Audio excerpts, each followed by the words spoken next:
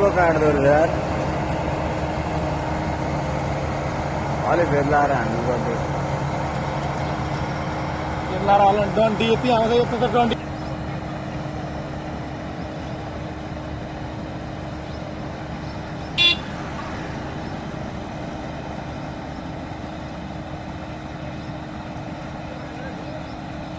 यसले कति कति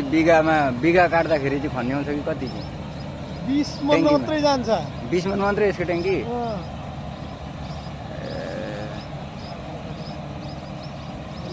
धेरै काट्दैन सो घन्टामा नि घन्टामा धेरै काटेको 5-7%।